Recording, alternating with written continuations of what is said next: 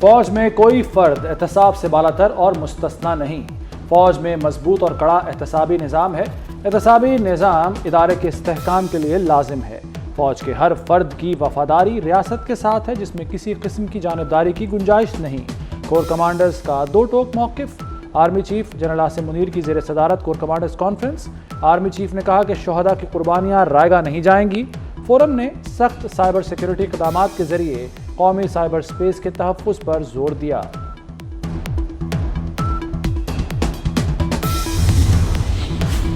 چین کے وزیر اعظم آئندہ ماہ پاکستان کا سرکاری دورہ کریں گے۔ لی کیانگ 14 اکتوبر کو 3 روزہ دورے پر پاکستان آئیں گے۔ شنگھائی تعاون تنظیم کے سربراہان اجلاس میں چین کی نمائندگی کریں گے۔ دونوں ممالک کے درمیان متعدد معاہدوں پر دستخط متوقع۔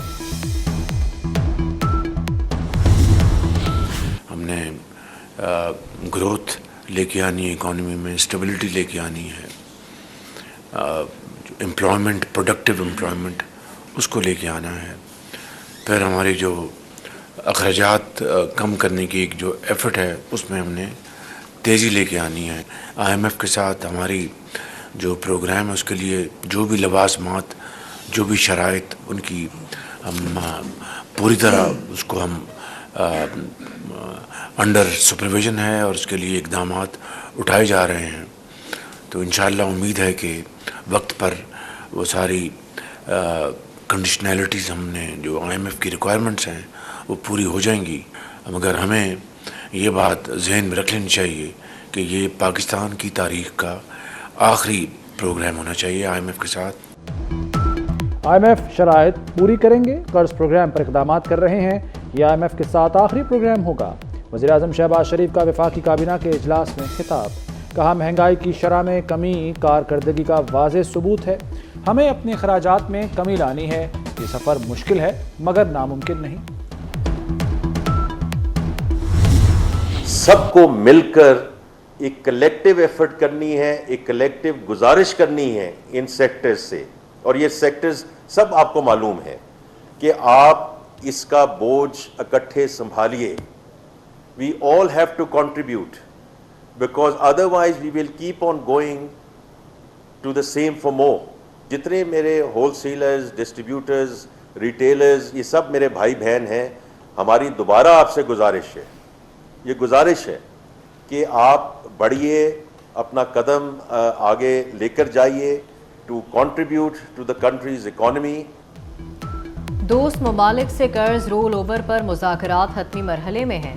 $2 ارب کا فائنینسنگ گیپ ہے۔ کمرشل لون کے لیے معاہدہ ہونا ضروری ہے۔ وزیر خزانہ محمد اورنگزیب کی اسلام آباد میں گفتگو۔ کہا IMF کو ٹارگیٹڈ سبسڈی پر اعتراض نہیں، بذریعہ BISP سبسڈی دی جا سکتی ہے۔ اس حوالے سے وزراء اعلیٰ سے بات چیت ہوگی۔ ملک میں یکساں پالیسی نافذ ہوگی۔ تاجروں پر عائد ٹیکس واپس نہیں لیں گے۔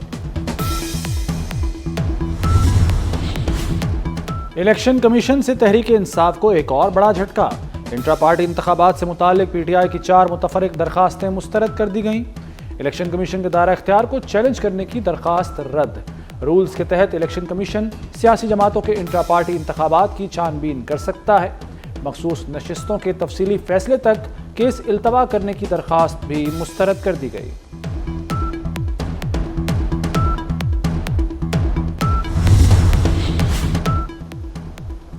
دہشت گردی میں معاہدے کے تحت رہا ناصر ملوث ہیں۔ کالعدم TTP افغانستان سے آپریٹ کر رہی ہے۔ سیکرٹری داخلہ افغانستان جا کر ثبوت دے چکے۔ وفاقی وزیر داخلہ محسن نقوی کی سینٹ قائمہ کمیٹی داخلہ میں بریفنگ۔ کہا بلوچستان میں کوئی آپریشن نہیں کرنے جا رہے، KP میں ٹارگیٹڈ کارروائیاں کر رہے ہیں، کچے کے ڈاکوؤں کا بندوبست کرنا پڑے گا۔ بلوچستان آپ کے ہاتھوں سے نکل نہیں رہا، بلوچستان آپ کے ہاتھوں سے نکل چکا ہے۔ بلوچستان میں بہت سا خون بہا چکا ہے، غریبوں کا خون بہا چکا ہے، مظلوموں کا خون بہا چکا ہے۔ تو میری باتیں آپ تحمل سے سنیں۔ اگر پھر بھی آپ کو لگتا ہے کہ میں نے کوئی غیر آئینی اور غیر قانونی بات کی ہے تو جو سزا آپ دے سکتے ہیں مجھے دیں، کوئی بات سننے کے لیے تیار ہی نہیں۔ BNP مینگل کے سربراہ اختر مینگل قومی اسمبلی کی رکنیت سے مستعفی ہو گئے۔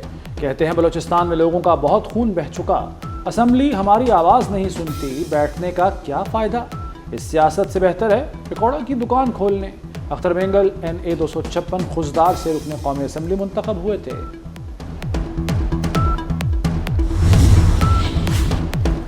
کراچی میں خوفناک حادثہ، شیرشاہ میں تیز رفتار ڈمپر گاڑیوں پر چڑھ گیا، 5 افراد زخمی ہو گئے۔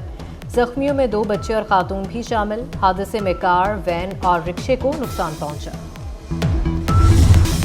اسلام آباد میں PWD ملازمین کا احتجاج، دن بھر پولیس اور مظاہرین کے درمیان آنکھ مچولی ہوتی رہی۔ پولیس کی مظاہرین پر آنسو گیس کی شیلنگ، متعدد مظاہرین کو گرفتار کر لیا گیا۔ مذاکرات کامیاب، دھرنا ختم، ملک بھر میں یوٹیلیٹی سٹورز کھل گئے۔ یوٹیلیٹی سٹورز کے ملازمین 1 ہفتے سے احتجاج پر تھے۔ حکومت نے مطالبات منظور کر لیے۔ یوٹیلیٹی سٹورز کی مستقل بندش کا خطرہ وقتی طور پر ٹل گیا۔ نئی پینشن اسکیم کا نوٹیفیکیشن جاری ہو گیا۔ ملازم پینشن کے لیے بنیادی تنخواہ کا 10% ادا کرے گا۔ حکومت پینشن کے لیے بنیادی تنخواہ کا 20% ادا کرے گی۔ 1 جولائی 2024 سے بھرتی ہونے والے سول اور 1 جولائی 2025 سے فوجیوں پر نئی اسکیم کا اطلاق ہوگا۔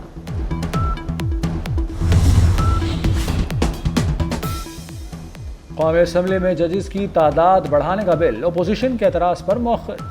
بیرسٹر گوہر نے کہا کہ آرٹیکل 74 اور 81 کے تحت یہ بل صرف حکومت لا سکتی ہے، بل پرائیویٹ ممبر پیش نہیں کر سکتا۔ بل میں سپریم کورٹ ججز کی تعداد 17 سے بڑھا کر 23 کرنے کی تجویز دی گئی۔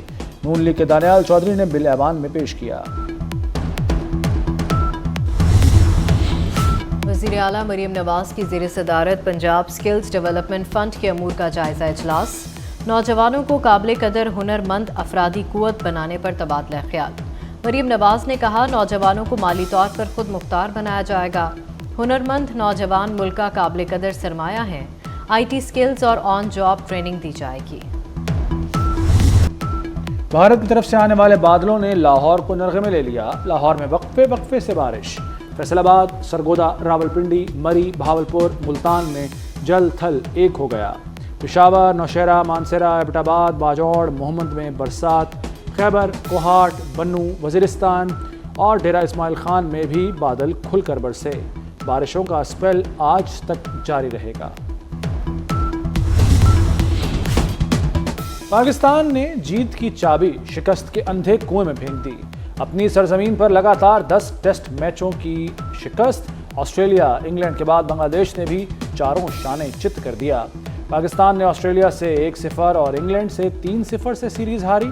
بنگلہ دیش نے پاکستان کو 2-0 سے سیریز ہرا دی۔ قومی ٹیم کو 17ویں مرتبہ وائٹ واش ہوا ہے۔ جھونپڑی تو فوراً گرا دی جاتی ہے، یہاں بڑے بڑے محل بنا دیے گئے ہیں۔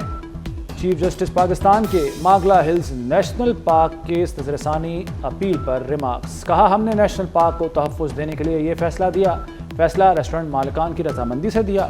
سپریم کورٹ میں نظر ثانی اپیلوں پر فیصلہ محفوظ۔ کراچی میں نگلیریا نے ایک اور جان لے لی۔ ضلع شرکی کے رہائشی 19 سالہ نوجوان میں نگلیریا کی تصدیق۔ ترجمان سندھ حکومت کے مطابق نوجوان آغا خان ہسپتال میں داخل تھا، دوران علاج جاں بھر نہ ہو سکا۔ روس کا یوکرین کے شہر پولٹاوا میں فوجی انسٹیٹیوٹ پر بیلسٹک میزائلوں سے حملہ۔ روسی حملے میں 47 افراد ہلاک اور 206 زخمی ہوئے۔ یوکرینی حکام نے حملے کی تصدیق کر دی۔ یوکرینی صدر زیلنسکی کہتے ہیں کہ روس کو اس حملے کا حساب چکانا ہوگا۔ فلپائن میں سمندری طوفان نے تباہی مچا دی۔ سیلاب اور لینڈ سلائڈنگ سے 11 افراد ہلاک، سڑکیں پانی میں ڈوب گئیں، دفاتر اور سکول بند کر دیے گئے۔